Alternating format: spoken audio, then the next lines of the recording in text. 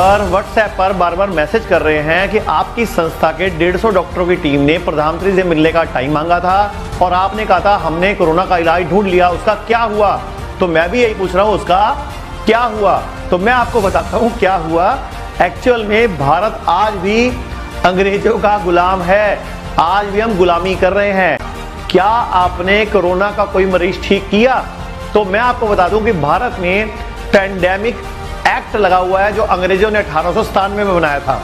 अब वो एक्ट क्या कहता है कि अगर आपको कोरोना हो गया और आपने सरकार से जानकारी छुपाई तो आप पर केस दर्ज हो जाएगा, और आपको कोरोना हो गया, आपका टेस्ट पॉजिटिव हो गया, तो आपको पुलिस या पीपी सूट में डॉक्टर या हेल्थ कर्मचारी आकर उठाकर हॉस्पिटल में भर्ती कर देंगे।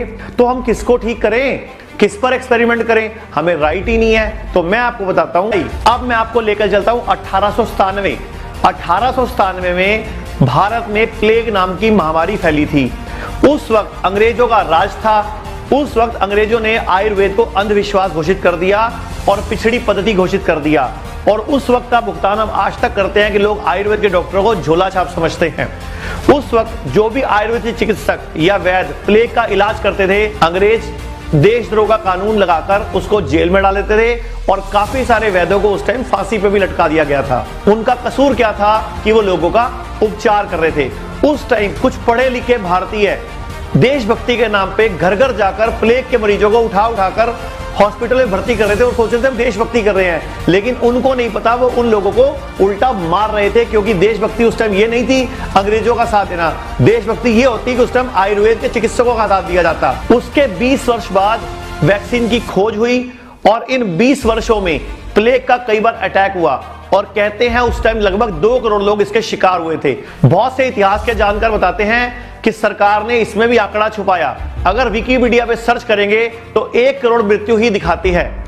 उस वक्त भारत अंग्रेजों का गुलाम था, लेकिन मुझे यह कहते हुए आज भी कोई संदेह नहीं है कि प्रत्यक्ष रूप से आज भी हम अंग्रेजों के गुलाम हैं, और अप्रत्यक्ष रूप से उसी मानसिकता के गुलाम है जो उस अंग्रेजी चिकित्सा पद्धति हमारे दिलो दिमाग पर डाल चुकी है। मैं उदाहरण में आपको देता हूं। कुछ दिन पूर्व इंदौर के डॉक्टर ने कोशिश की थी कि मैं आयुर्वेद से इलाज करूंगा, उसके खिलाफ केस हो गया। कई साल पहले, यानी कि पिछली महामारी के टाइम पे 1918 का, अब आपको मैं वाकया बताता हूं। 1918 में पूरी दुनिया में स्पेनिश फ्लू फैला था। अब आप बोलोगे महामारी उस टाइम भी आई थी, उस टाइम भी ये social distancing, quarantine, isolation, social distancing, ये सब शब्द उस टाइम भी चले थे।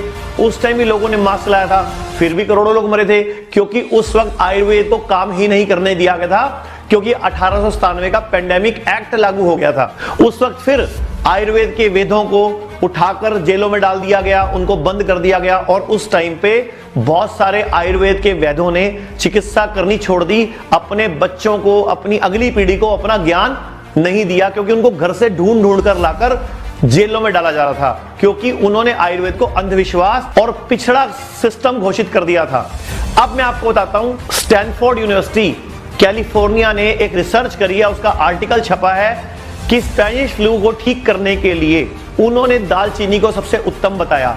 8 अप्रैल 2017 को एक रिसर्च छपी थी जिसमें कहा गया कि जब 1918 की इन्फ्लुएंजा, ये जो स्पेनिश फ्लू फैला था, उस वक्त जितने भी लोग मसालों की फैक्ट्री में काम करते थे, उस वक्त जितने भी मसालों की पैकिंग में, मसालों के कारखानों में काम करते थे, उनमें से किसी को भी जब स्पेनिश फ्लू आया तो नहीं हुआ, क्योंकि इन्फ्लुएंजा के टाइम पे उनके अंदर की इम्यूनिटी पहले ही विकसित हो गई थी। तो मैं आपसे पूछना चाहता हूं कि केमिकल का ट्रायल इंसान के ऊपर करने की छूट है, लेकिन हम अपनी जड़ी बूटियों का इस्तेमाल इंसान पर नहीं कर सकते, केस कर दिया जाएगा। तो हम आज भी उसी पत्ती को मौका दे रहे हो जिन्हें अपनी खुद की पत्ती पर विश्वास नहीं है, सिर्फ ट्रायल किया जा रहा है। लेकिन वही भारतीय पद्धति को अपनाने वाले लोग दावे के साथ बोल रहे हैं कि उनके पास इलाज है, लेकिन फिर भी उन्हें कोई मौका नहीं दिया जा रहा। क्या ये बात सही है? अब मैं आपको बताता हूं, अगर कोई व्यक्ति कोविड-19 पॉजिटिव हो जाएगा तो उसको उठा के ले जाएंगे, यानी कि उपचार नहीं कर पाएंगे।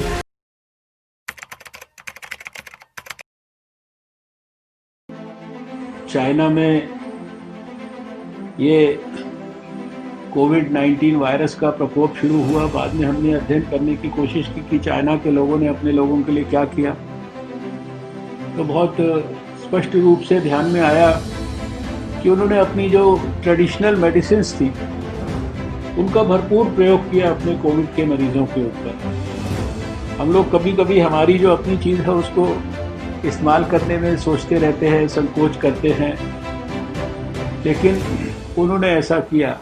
ग्लाइसिराइजिन वायरस के प्रोटीन को शरीर के साथ जुड़ने से रोकता है और ये मुलट्ठी में पाया जाता है।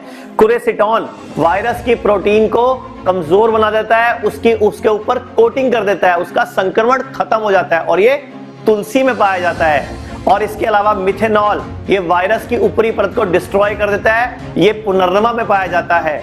इसके अलावा है फ्लेवोनाइड, ये मैसेंजर आरएनए को मल्टीप्लिकेशन से रोकता है और उसे आगे बढ़ने से भी कमजोर कर देता है और ये सुंठी में और पपीते के पत्ते में पाया जाता है। इसके अलावा आ गया ग्लाइकोप्रोटीन, ये वायरस के एनवेलप को तोड़ देता है, बॉडी से उसको बाहर कर देता है और ये गुड़ूची में यानी कि गिलोय में पाया जाता है। और एक तत्व होता है एल्कलॉइड, वायरस की पेप्टाइड बॉन्ड को तोड़कर डिस्ट्रॉय करके उसको शरीर के डिटॉक्स कर देता है, शरीर से बाहर निकाल देता है और ये काली मिर्च और काल मेघ में पाया जाता है। तो मैं आप सबको ये बताना चाहूंगा, आयुर्वेद महान है, बस आप सबको जरूरत है विश्वास करने की।